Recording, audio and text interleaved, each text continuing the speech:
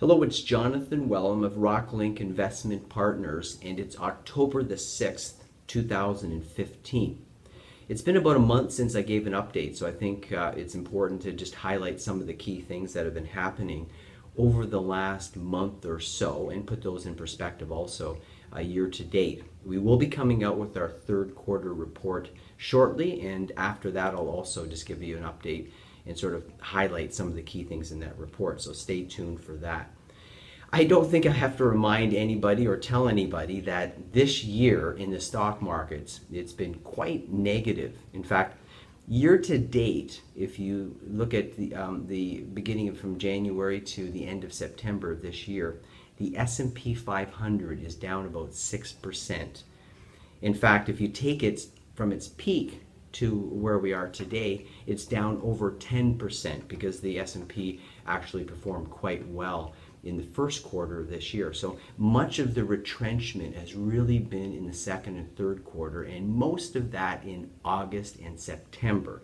So I'm sure if you're following the news, you are hearing about, again, the markets being down. Although, there's many down days and there's many up days. It's been very volatile. So the S&P 500 is down about 6% year to date. That is, taking us to the end of September. In terms of the TSX, that has been even more negative, and it's down about 8% year to date and down quite a bit year over year. And that's because in the TSX, the Toronto stock market, we've got a heavy weight of energy companies, and we know what's happened to the price of oil and gas over the last year. And we also have a lot of materials businesses, commodity companies, nickel, copper. These have all been very weak because of the global economy being weak. And we also have more recently a company called Valiant, which was a significant company on the TSX, lose about 30% of its value over the last number of weeks. And that was and continues to be a very large consolidator of pharmaceutical companies. And for a week or two, for a very short period of time, Valiant was actually larger in value than RBC.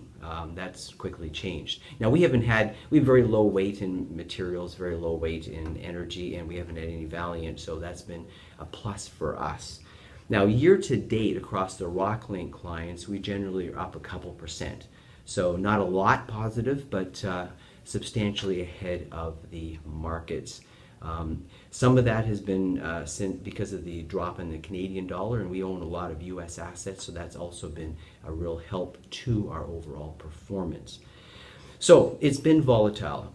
Look, going forward, as we've talked about many times, we expect this volatility to continue and it to be tough slugging.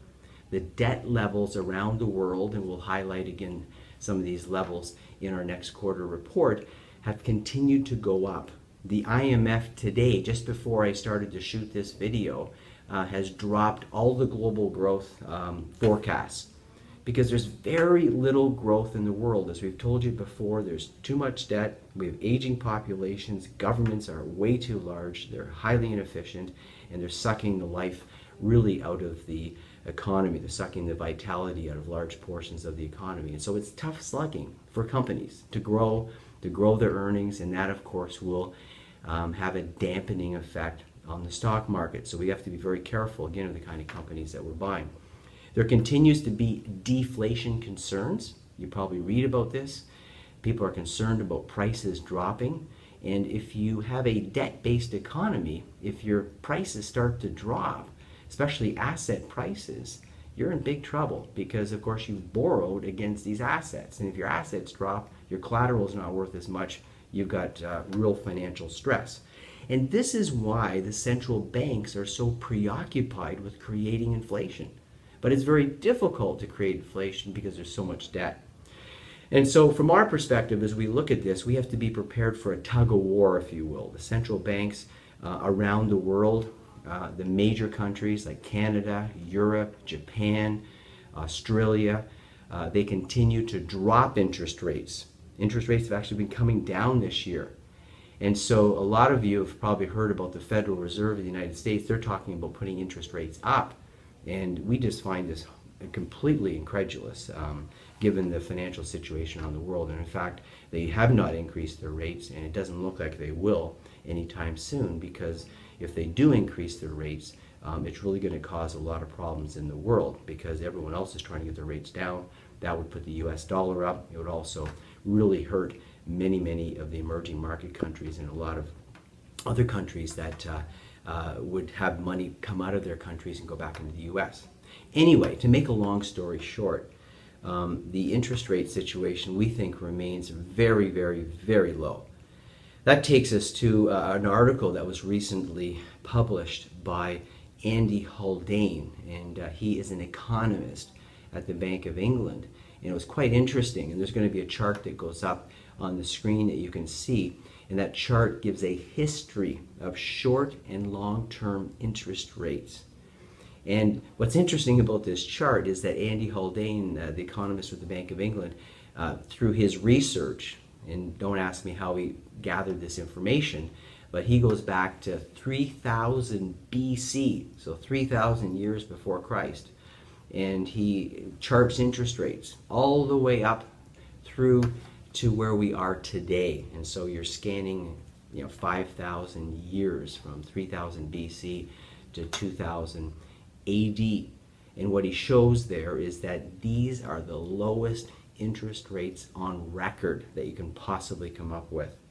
And we look at that, and some people say, well, isn't that great? We got low interest rates. Well, I think the flip side of that is you look at it and you go, why do we have the low interest rates? What's the problem? We actually have a sick global economy, and it means we need to be very careful, because it's putting a lot of pressure on central banks to keep rates low, to even take rates negative, and we'll be speaking about that in our third quarter report, which is very disturbing, if you will, and printing more money. So again, it's going to be this constant undermining of the value of our currency.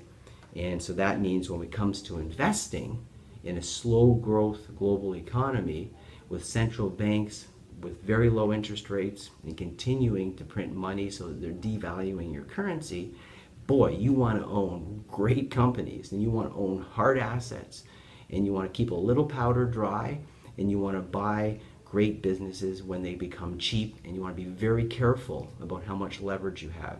And so that really gets back to our approach in this market and why we're outperforming at this point, and that's because we're being very cautious, very conservative, keeping some cash in the accounts, buying businesses with great balance sheets, great franchises, sustainability, and making sure that we have money also in the precious metal sector, which we've talked about before, and we think is going to do very well. It's been beaten down, and it's the perfect opportunity to make sure you've got a good weighting in that sector. So that's an update on what's happening in the market. Not a surprise for us, but something that we think you should be aware of, and just realize that we are well positioned in anticipating some choppy markets. On another note, we've actually, October 1st, hired another individual to join our team, and his name is Andrew Chang, and you'll be hearing more about him, but he's a graduate of the University of Waterloo. He's also second level CFA, and so Andrew is joining us and has joined us to also work in the back office and in research, and so we're looking forward very much to Andrew's contribution in the business as we continue to grow. So he'll be working closely with Paul Ferrugia, also with Doretta Amaral, and we're excited about that. So we continue to grow, continue to move ahead, and continue to be opportunistic in terms of the markets. If you have any questions, please don't hesitate to call, email, or stop by the office. Again, thank you very much for your support. Bye now.